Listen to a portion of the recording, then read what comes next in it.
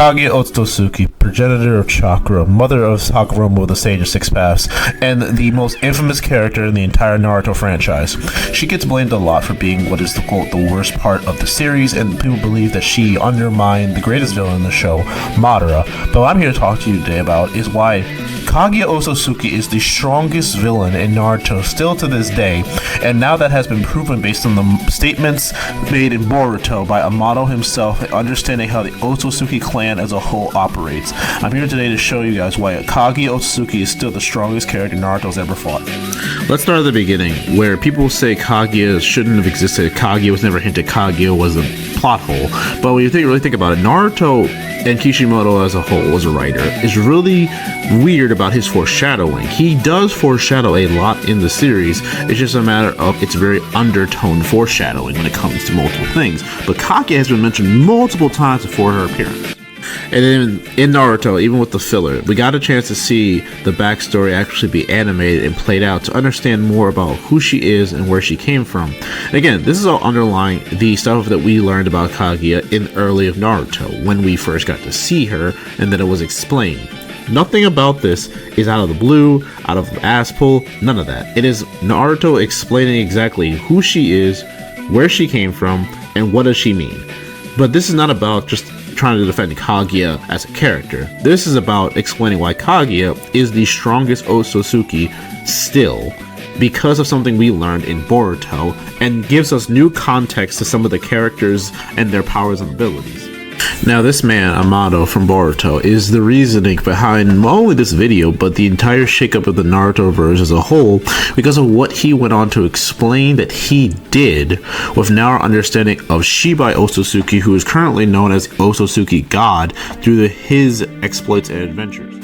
We go start with what we know the most about Amado, is that he created the two cyborgs of Ada and Damien, and with those creations, they had powers that seemed to just outright outclass every other character in Naruto we've seen up to this point.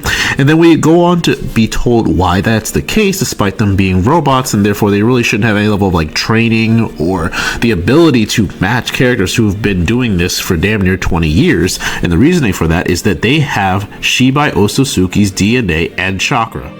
You might be thinking, well, why does that matter? Why is that the importance? Well, in the Naruto franchise, it has been shown, especially with the most notorious in Hashirama, that when you have the DNA and chakra of another person who has special chakra, you can gain the abilities while ingesting that chakra. It's the entirety of the premise of how Naruto was able to use Nine-Tails Fox's abilities on top of the other tailed beasts because he received their chakra. Now, I want to highlight that this is not a 1-to-1 ratio, that you have to be able to withstand the power or the chakra itself, otherwise you're not compatible and it'll just reject your body. It's happened all the time with Orochimaru with his curse marks. Some people couldn't handle it because they weren't of the right ratio.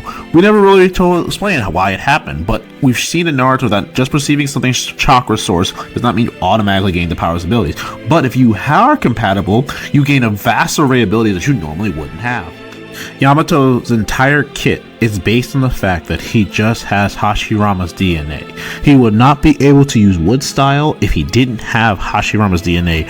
It was so important that he had to get kidnapped to help strengthen the impure world reincarnation and the other white Zetsus. Another example in the show is that with Ginkaku and Ginkaku, the Gold and Silver brothers, they were trapped inside Kurama and ate his flesh and gained a Nine-Tails chakra cloak, despite not being Jinchuriki, because they had the chakra and DNA of Kurama.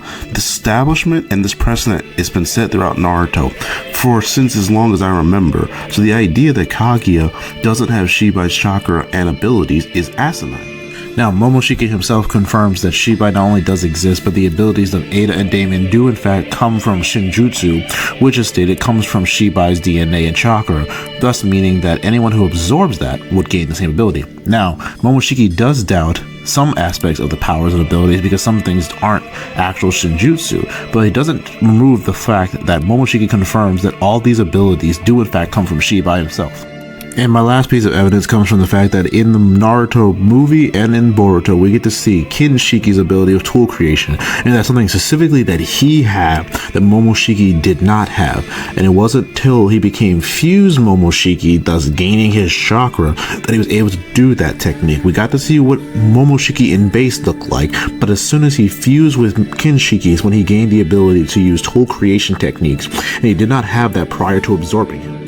You might be thinking now, what does this all mean? Like, what does this actually come to quantify? Well, it comes to show you that there's a reason that in relation to the Naruto verse, we've never, and still to this day, not seen anyone display the level of powers and abilities of Kaguya Otsutsuki, despite she is, quote, stated to be weaker, not in verse, but from promotional material for a movie. Her feats still are unrivaled to this day in Naruto as far as the ability to create and affect the world around her, and her sheer versatility of hacks and abilities.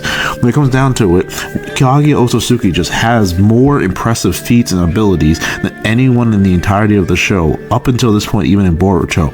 And to deny her strength and power is asinine. Now, the pushback I've received from some members of the community is that it makes Naruto and Sasuke seem a lot weaker in relation, if nothing has changed in relation to them fighting Kaguya, to up in Boruto where they fought Momoshiki and Ishiki, which would explain why they're getting dog walked. And think about it, is that Naruto and Sasuke did not beat Kaguya. They sealed Kaguya, and through sealing her, they actually didn't kill her. They actually managed to kill two Otsutsukis in both the last and in Boruto. So let's reevaluate what we actually witnessed. I'd like to bring up another verse in JoJo's Bizarre Adventure, where a very powerful character that we saw in Jotaro Kujo in Part 3 seemed to progressively get weaker and weaker with time progressing him, but not due to the fact that his power changed. It's just that he stopped fighting, he stopped facing world-ending threats, and therefore he wasn't as on edge or as sharp.